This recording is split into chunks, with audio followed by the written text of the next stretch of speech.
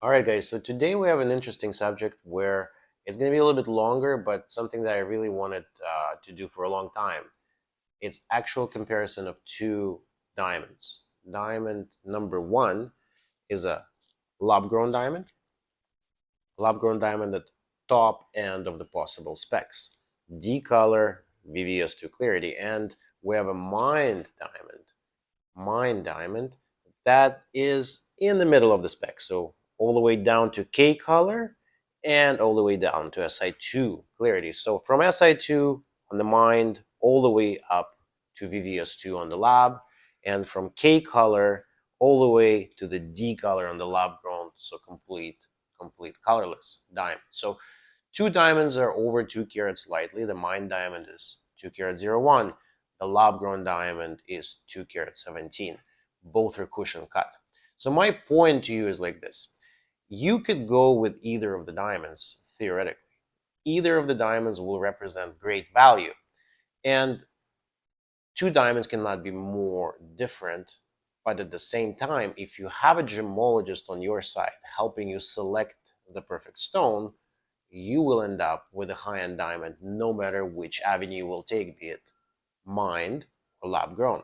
So I'll start with lab grown, and it's my favorite subject, and I enjoy selling and I enjoy showing high quality lab grown diamonds because they are at the top of the specs. It's easy to show them. It's easy to show diamonds that are D color, E color, F color, completely colorless. If you know what to look for in a diamond, and if the stone is excellent polish and excellent symmetry and has that perfect depth and table and its perfect make, the diamond almost sells itself. You will always end up with a high quality diamond. It's hard to see when you go for these high end specs.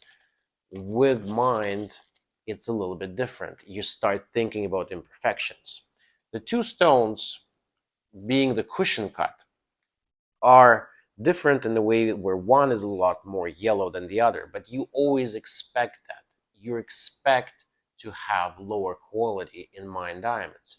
The four C's that we see in front of us are color, clarity, cut, and carat weight. The one C that you don't automatically notice is the fifth C that I call the cost.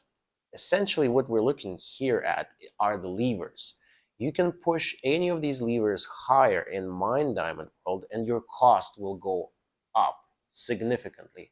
So that means that even if you are on a budget and if you want a nice diamond, you can sacrifice a few things and still get that beautiful stone in mined world. Mined diamonds are interesting to look at long term. They are forever. They are made by Mother Nature. But you need to spend time finding the best stone. You need to really kind of expect some irregularities around the quality, around the clarity, around the color. The one thing that I never sacrifice in any of the diamonds is the cut. So the cut is the single most important part about the diamond. We think about the cut when we think about a high quality stone. All this represents the cut is basically the shine, the brilliancy, the light return, the fire that the diamond displays. So cut is the most important part. We can play with other levers and we can think about, is it a nice K color? Is it a nice Si2 clarity diamond? And the important part is both diamonds here have excellent polish and excellent symmetry. Both are GIA graded, and both are gemologically assessed by me to have the top end of the cut specs. Meaning that with the cut department, you'll have beautiful shine from both stones, and you'll see that in the video a little bit later when we do a close up. But the idea is that 2 carats, easiest of the 4 C's, both of these are 2 carat.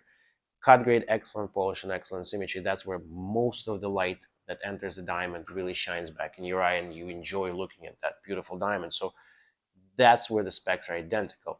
The D color is beautiful, but it almost automatically means that it's either a very, very, very expensive diamond in mined department or it is a lab grown diamond.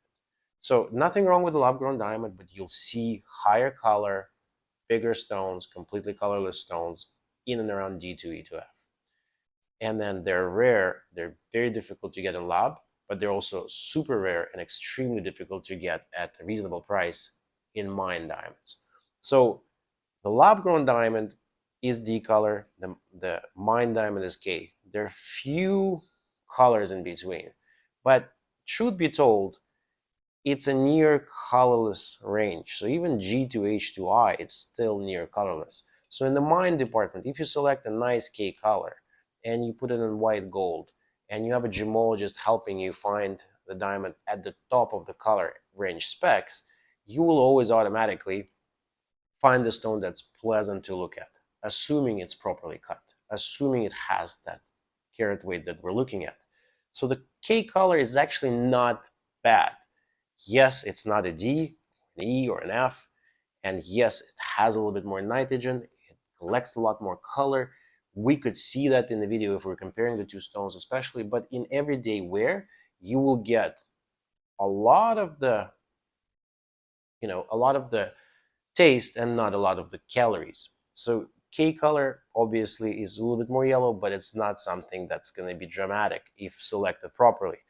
And then Si2, on paper, low grade, you're supposed to see the inclusion. There are ways to mitigate that. There are ways to make sure that the clarity of the diamond, even though if it's Si2, it's at the highest range of the Si2, meaning that it's going to go up to where the Si1 is. Inclusions can be prongable. Inclusions can be something that you don't see automatically. So again, something that we can source, which will be at the higher range of the grade in terms of the mine. So effectively, you're getting high K color on the borderline of a J, Si2 closer to an Si1, very, very close to imperfections invisible to the naked eye. And that's what we really kind of think about as gemologists, and that's what we really kind of think about in terms of what is the best diamond that you'll have on your finger. We don't want to see color, we don't want to see inclusions, we want perfect make on a diamond, and obviously the bigger the diamond, the more exciting it's going to be long term. So even if you think right now, well, do I want a bigger diamond? Maybe this diamond is a little bit too large. Think about where you're going to be in 5 years. Diamonds tend to shrink over time. That's what I like to say, meaning that diamonds will look smaller the more you wear them, the more you get used to everything in life. That's kind of us human beings. We all get used to everything we have, and over time you'll have gotten used to a bigger diamond, no matter how large it is. So I always say there's no diamond too large. 2 carat is a nice size. In terms of the pricing, lab-grown diamonds are a lot cheaper today than they were even a year ago. The trajectory is obviously down. You have still stones that are GIA graded that command a premium. There's stones that are 1 or 2% of the total lab-grown market that are high-end, and those are still expensive. As with all diamonds, mined or lab-grown, the top 1 or 2% will always command the premium. I don't anticipate that changing, but certainly there are options right now in the market for lab-grown diamonds that are very cheap, and you will always get what you pay for every single time. And especially if somebody professional doesn't look at the diamond for you, you end up having a beautiful certificate, piece of paper that describes a beautiful diamond, but on hand, it's not an awesome stone. So that's where we come in. We make sure all our clients not only have a beautiful certificate, but they actually have a proper stone, proper diamond. So that's, it's easy to see with this particular example because yes, lab-grown diamond is at the top of the specs. It's GIA graded, DVVS, 2 carat 17, the works. It's amazing.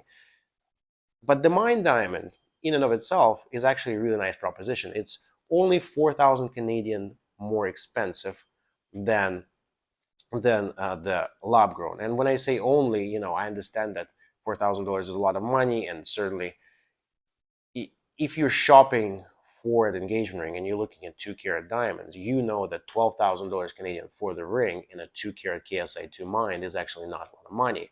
Retail will charge you up to 20,000 and not even blink an eye.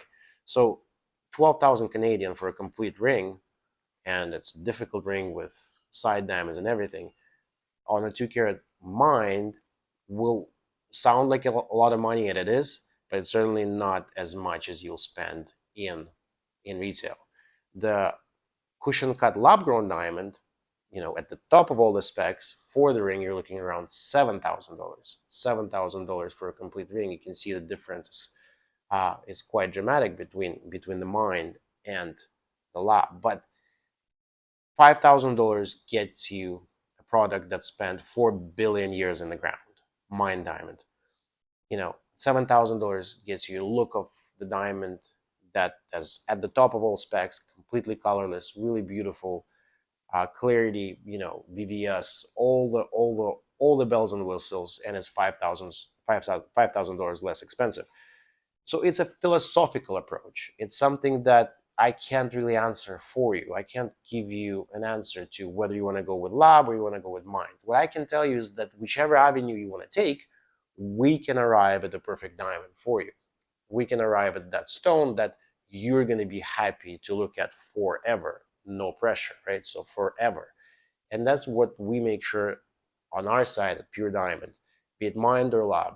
We can always give you that option. We can always make sure that the stone is high quality, even if the specs are a little bit lower.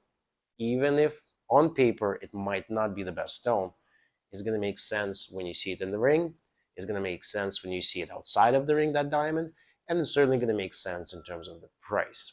So that's what we do. That's the niche that we occupy. We think about high quality diamonds and custom production for the engagement rings and other jewelry, and that's essentially the idea that we kind of propel ourselves forward with. There's no right or wrong answer. Like I said, there's something that there's a diamond for everyone, I believe, but it's an idea that you everyone has to have an awesome diamond, and we're doing our small part to make sure that that is the case. Thank you for watching, and I'll see you in the next one.